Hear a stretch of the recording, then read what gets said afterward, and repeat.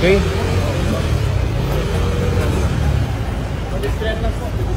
Everybody ready? Okay. First question. Okay na bala? Okay na lahat?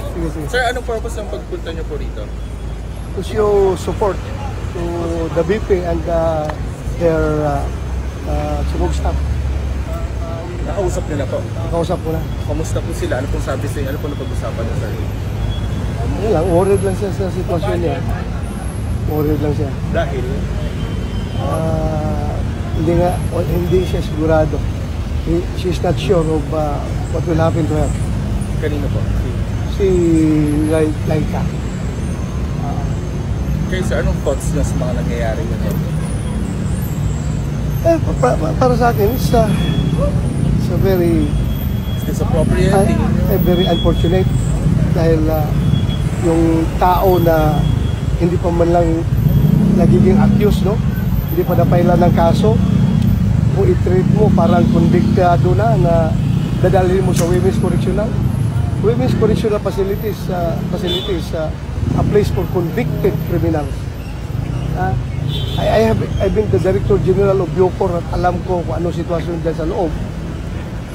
Yan ay kulungan yan ng mga serving sentence, convicted felons serving sentence. Bakit mo ikulong doon yung isang babae, isang abogado na pinatawan lang ng citation for contempt? Ngayon, dadalhin mo na doon sa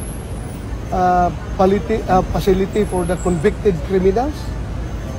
It's very unjustified para sa akin. Very unjustified. Magpakuntip-kuntip kayo ng tao tapos hindi nyo kayang bantayan dyan sa inyong facility. Pero kayong facility for contempt persons, di ba? For persons cited in contempt, you should have your own facility dyan sa Kongreso para bantayan ninyo. Bakit nyo dalhin doon? Okay lang sana kung doon dalhin sa Quezon City Police District detention, mga ganon. Pero yung detention cell ng mga criminal, ay ng mga convicted criminals, that's the worst. That's the worst for me na ikulong mo isang taong cited in contempt lang. Alam na ba to ni former President Duterte? Nakausap niyo na ba siya? Tingin niyo, aware na siya dito? Ay, doon to. Wala pa kami punta kasi kagabi pa ako, galing kong Baguio, natutulog ko sa Baguio. Noong alas 2, ginising ako, tinawagan ako na humihingi ng tulong si BP Inday Sara sa sitwasyon nila doon sa house. Kaya bumaba kagad ako, bumiyahe kagad ako dito from Baguio. Para matingnan lang kung anong sitwasyon nila. As a senator, may magagawa po ba kayo anything to help yung saklono ni BP Sara? Well, pag-aralan natin because we observe, even though we observe inter-parliamentary courtesy. Hindi tayo pwede magkailan sa trabaho nila. Sila rin hindi pwede magkailan sa trabaho namin. So, yan ang binabantayan natin. Pero yung nga lang, nakakomento lang ako na hindi po maganda talaga. Bakit ang isang person na cited in contempt lang sa isang hearing dyan sa House of Representatives ay doon ay pupulong kaagad sa Women's Correction Facility, which is a place for persons or for convicted criminals serving sentence. Hindi pa kumbiktado itong tao na ito. Bakit doon mo kagad ipadala? Hindi pa nga akusado.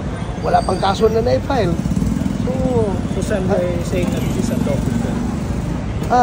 When you say unlawful, pag-aralan ko pa. I'm not so sure. Pero unreasonable for me. Pero sir, naniniwala po ba kayo na overkill ang deployment ng PNP ngayon base na rin sa sinabi ni Vice President Sara? Walang pulis naman yung sumusunod lang yan sa order. Pag inorderan yan ng mga higher ups nila na pumunta kayo doon to provide security, huwag rin natin masamain yung pulis dahil sumusunod lang yan sa order. Kahit na alam nila na may politics behind all these orders, but still, they are the legal orders coming from their superiors. So, susunod lang yung mga pulis dyan. So, huwag natin masamain yung deployment ng mga pulis. They are just following orders. Andyan man sila to to secure everyone, pati tayo. Sen, follow up lang po. Can you share